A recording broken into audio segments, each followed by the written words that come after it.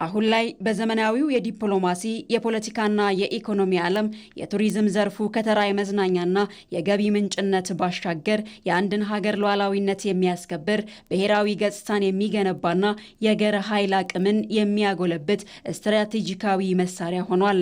በኢትዮጵያም ከዚህ ደረጃ ላይ እንዲደርስ የመደመር መንግስት ያደረገው የአተያይ ለውጥ ቁልፍ ሚናን ተጫውቷል። ሀገራችን ወደ ብልጽግና ጎዳና የማሸጋገር ውጥናችን ወደ ውጤት ለመቀየር ኢኮኖሚያችን በብዝሃ ዘርፎች የተዋቀረ ብዝሃ ተዋናይ የሚሳተፉበትና ብዙዎችን ተጠቃሚ እንዲያደርግ አበክረን እንሰራለን። ስብራት ውስጥ የነበረው የኢትዮጵያ ኢኮኖሚ በአንድ ዘርፍ ብቻ ከሚመራ ብዝሃ ዘርፍ የሚለው ምልከታ ደግሞ በምጣኔ ሀብት ማሻሻያው በለውጥ ሀዲድ ውስጥ እንዲገባ መደረጉ የለውጡ አመክንዮ ለስኬቱ መዳረሻነት ሆኖ አገልግሏል። ከዚህ ቀደም ቱሪዝምን በሚመለከት የነበረው እሳቤ እንደ ደጋፊ ዘርፍ ዋና ዘርፍ ነው፣ ይጠቅማል፣ ያሰራል፣ ያበላል፣ የሀገርን ገጽታ ይገነባል በሚል ሳይሆን እንደ ደጋፊ ዘርፍ የመውሰድ ነገር ነበር። ዜሮ ነው ባልልም በቂ ስራ አልተሰራም።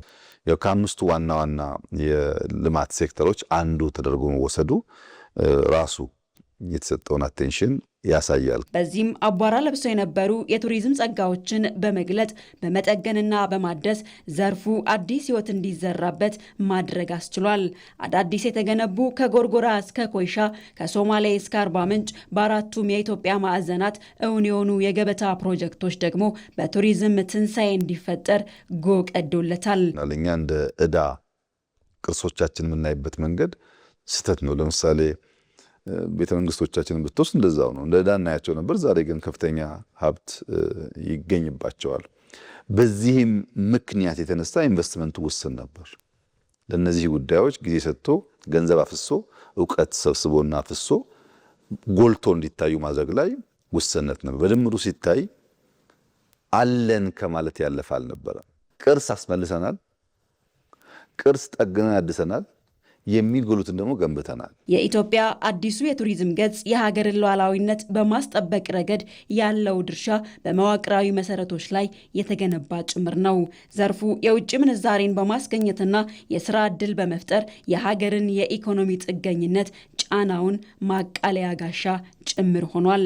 አዲስ አበባ ከተሞሸረችባቸው የኮሪደር ልማትና የወንዝ ዳርቻ ብሎም የመዝናኛ ፓርክ ስራዎች የሀገርን ማህበራዊና ባህላዊ እሴቶች በዘመናዊ መልክ በማቅረብ ጭምር ኢትዮጵያን የኮንፈረንስ ቱሪዝም ማዕከል ማድረግ ተችሏል። 100% ያቀርነው አሳክተናል። 100% ቱሪዝም አድጓል።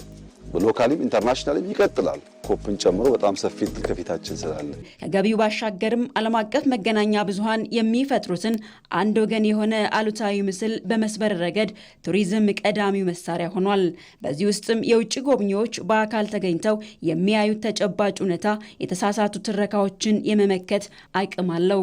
ከፍተኛ እድገት እየመጣ ነው ማለት ነው። ፍላጎት እያደገ ኢትዮጵያ ሄዶ ኮንፈረንስ ማድረግ፣ ኢትዮጵያ ሄዶ ሪትሪት ማድረግ፣ ኢትዮጵያ ሄዶ በግሩፕ መጎብኘት እየተለመደ የመጣ ጉዳይ ነው። የአፍሪካ ህብረትን ቢሆን ቁጥር በጣም እያደገ መጥቷል ተሳታፊው ብዛት። ቱሪዝም የሀገርን ታሪክ፣ ጥበብና የኑሮ ዘይቤ ለዓለም በማስተዋወቅ አዎንታዊ ዲፕሎማሲያዊ ተጽዕኖ ከማሳደጉም በላይ ኢትዮጵያ ለጎብኚዎቿ ደህንነቷ የተጠበቀ መሆኗን በማረጋገጥ ለዓለም አቀፍ ኢንቨስትመንትና ንግድ በሮችንም ይከፍታል። አሁን ላይ የቱሪዝም ዘርፉ በዓመት ከ2 ቢሊዮን ዶላር በላይ ገቢ እያስገኘ ሲሆን ከጠቅላላ የሀገር ውስጥ ምርትም እስከ 5% ድርሻ በመያዝ የኢኮኖሚው ምሰሶ መሆን ጀምሯል። ይህም ከለውጡ በፊት የነበረውን ድርሻ በእጥፍ ያሳደገ ስለመሆኑ ቁጥሮቹ ራሳቸው መስካሪዎች ናቸው። ባለፉት ዓመታት በቱሪዝም ዘርፍ የተከናወኑት ተግባራትም የውጭ ምንዛሪን በማስገኘት የኢኮኖሚ ሉዓላዊነትን ከመደገፍ ባሻገር ኢትዮጵያ የራሷን ታሪክ በራሷ አንደበት እንድትናገርና በዓለም አቀፍ መድረክ ያላትን ገጽታና ተጽዕኖ ፈጣሪነት በጽኑ መሰረት ላይ እንድታቆምም አድርገዋል። ጠቅላይ ሚኒስትር አብይ አህመድ ስናድግ ስንበለጽግ በምግብ ራሳችንን ስንችል እንዲሁም ከጥገኝነት ተላቀን በእግራችን መቆም ስንችል ዓለም በእኛ ያምናል ሲሉ በተደጋጋሚ የሚናገሩት ንግግር የዚህ ሂደት ዋና ማዕከል ነው። በራስ እግር መቆምና የኢኮኖሚ አቅምን ማጎልበት በዓለም አቀፍ መድረኮች የፖሊሲዎችን ተቀባይነት ለማስከበርና ተደራድሮ ለማሸነፍም ያስችላል።